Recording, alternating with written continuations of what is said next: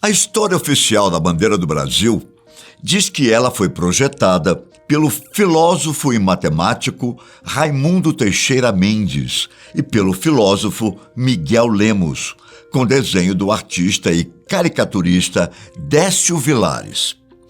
A inspiração, supostamente, foi a bandeira do Império, nossa oitava bandeira, só que com algumas trocas de elementos. Bom, mas então, como você me explicaria esse mosaico muito parecido com a bandeira do Brasil e que tem mais de 1.700 anos?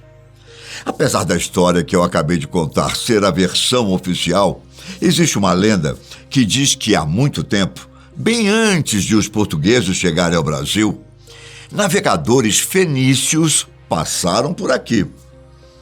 Qual a explicação para um mosaico semelhante à bandeira do Brasil encontrado lá em Cartago? Calma. Vamos com calma que eu te conto todos os detalhes dessa história. Para quem não sabe, a cidade-estado de Cartago fica no norte da África, próximo de onde hoje é a cidade de Tunis, capital da Tunísia. E foi nas ruínas dessa cidade que foi tirada uma foto em uma das vias principais com um mosaico bem familiar para nós brasileiros. Cartago era uma antiga cidade colonial fenícia, terra do rei Irã, que é figurado como mestre de construção do templo do rei Salomão. Reza a lenda que o rei Irã mandou buscar joias e ouro da mítica terra de Ofir, localizada no oeste distante, bem além dos limites do mar Mediterrâneo, riquíssima em recursos naturais. A terra de Ofir é mencionada na Bíblia Sagrada como uma terra de riquezas, de onde o famoso rei Salomão, supostamente, recebia valiosas cargas de madeira de lei, pedras preciosas, animais exóticos, prata e especialmente ouro. O ouro, inclusive, era visto como menos impuro, ou seja, era considerado o ouro mais valioso conhecido por aqueles antigos povos. Dizem também que a terra de Ofir era conhecida naquela época como Brasil e, posteriormente, pelos povos celtas como Rai Brasil. Isso faz algum sentido para você? Pois é. Alguns estudiosos sugerem que as terras de Ofir ficavam na América, um lugar efervescente e fortemente ocupado por civilizações de relativo avanço e organização social muito antes da era cristã. Estudiosos também teorizam que a vinda de espanhóis e portugueses foi um projeto dos chamados cristãos novos para encontrar a Nova Canaã, e eles teriam usado a cartografia de Salomão para descobrir onde templários foragidos teriam escondido suas riquezas, o que explica por que as caravelas usavam a bandeira da Ordem de Cristo e para encontrar vestígio das lendárias terras ocidentais e seus rios auríferos. Na Bíblia, Ofir é oriundo da descendência de Sem, o terceiro filho de Noé. Suas terras eram em um local que estava a oeste do mundo. Salomão, um homem extremamente rico, era famoso por ter lendárias minas de ouro. Só que ninguém sabe exatamente onde ficavam essas minas, o que faz surgir as teorias de que essas terras poderiam ficar na América. Porém, a maioria acredita que a costa portuguesa é a região onde havia uma cidade oculta, lugar em que Salomão explorava o subsolo e dali retirava grandes quantidades de ouro e pedras preciosas. Toda essa história de que os fariseus chegaram ao Brasil ganhou muita força por causa das lendas europeias antigas, anteriores à descoberta do Brasil, e os achados arqueológicos em terras brasileiras. Mas quais descobertas são essas? Bom, os fenícios eram excelentes comerciantes marítimos e haviam conseguido estabelecer rotas por praticamente todo o mar Mediterrâneo. Talvez por isso, os europeus achavam que a mítica fundação de uma colônia fenícia numa região do Atlântico fosse em locais desconhecidos desde a época do dilúvio. Quando descobriram o Brasil, após a colonização, estudiosos europeus fizeram expedições pelo sertão nordestino e se depararam com achados arqueológicos impressionantes, sobretudo inscrições e pinturas rupestres. A maioria dessas inscrições são as itacoatiaras, ou pinturas em pedra em Tupi-Guarani, de Ingá, encontradas no estado da Paraíba. Alguns acreditam que essas inscrições são, na verdade, inscrições fenícias. Essa história foi divulgada por Ladislau Neto, um botânico brasileiro que foi diretor do Museu Nacional do Rio de Janeiro. Isso também poderia explicar a teoria de que o sítio arqueológico da Pedra da Gávea, no Rio de Janeiro, e toda a extensão serrana que vai até o Pão de Açúcar, realmente foi visitado por fenícios no passado, muito antes de Cabral e os portugueses chegarem por aqui.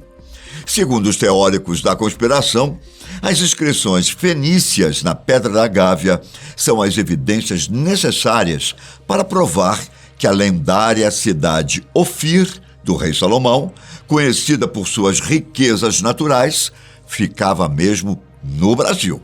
Aparentemente, quando Colombo zarpou da Espanha rumo ao Mar Oeste, ele já sabia das lendas sobre as terras de Ofir. De forma resumida, apesar da história oficial falar de um novo continente, descoberto somente a partir do momento em que Portugal e Espanha criaram um projeto de levar a religião católica para as novas terras do Oeste, aparentemente os europeus já sabiam da existência desse continente. Outro argumento usado pelos teóricos da conspiração envolve um famoso rio no Amazonas. O rio Solimões, que desemboca no Rio Negro, teria sido batizado com esse nome pelos marinheiros da frota dos Hebreus de Salomão, nome que em hebraico é Shilomô e em árabe é Solimã.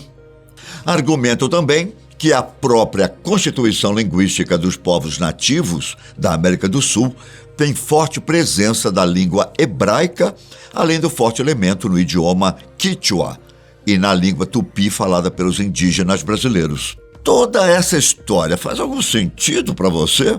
Para os teóricos da conspiração, essa imagem do mosaico é a prova mais concreta de que muito antes dos portugueses chegarem ao Brasil, os fariseus já tinham passado por aqui. Mas até que ponto essa história é verdadeira, hein? Bom, no caso do Ladislau Neto, após estudar sobre essa teoria, ele acabou assumindo que estava enganado. Ladislau Neto estudou na Europa e foi aluno do grande arqueólogo Ernest Renan, especialista em arqueologia fenícia, o que dava ainda mais credibilidade à história da presença dos fenícios no Brasil. Porém, em 1875, ele acabou assumindo que tinha sido vítima de uma fraude e reconheceu que não havia provas concretas sobre a presença de fenícios no Brasil. Além disso, a história da nossa bandeira não tem relação alguma com o mosaico encontrado em Cartago. A bandeira do Brasil é composta por uma base verde em forma de retângulo, sobreposta por um losango amarelo e um círculo azul, e no meio há uma faixa branca com o lema nacional.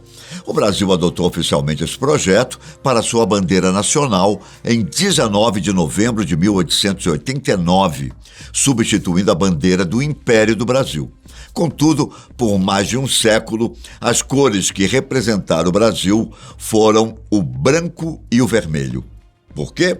Até o ano de 1645, o nosso país usava os mesmos símbolos nacionais de Portugal, sendo comum encontrar nas bandeiras anteriores brasões, coroas e escudos que representavam a família real portuguesa. Até porque éramos uma colônia portuguesa, então não fazia sentido ter a nossa própria bandeira. O verde e o amarelo, que hoje representa o nosso país, só se tornou as nossas cores oficiais após a proclamação da independência do Brasil, em 1822. No caso, o verde representava Casa de Bragança, de Dom Pedro I de Portugal.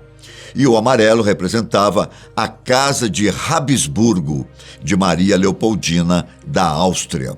Além disso, as estrelas da bandeira, que ficam dentro da esfera azul, são uma representação do céu do Rio de Janeiro, às 8h30 da manhã do dia 15 de novembro de 1889. A história conta que nesse dia e nessa hora ocorria a passagem da constelação do Cruzeiro do Sul pelo meridiano do Rio de Janeiro. Com isso, passaram a considerar o horário como o momento da proclamação da nossa República. Mas, então, qual a explicação para o tal mosaico com a bandeira do Brasil? Ninguém sabe. Pode ser apenas uma coincidência. Pode ser que os fariseus realmente estiveram por aqui antes dos portugueses. Ou essa ideia é apenas mais uma teoria da conspiração tentando mudar a história. Um grande abraço. Tchau.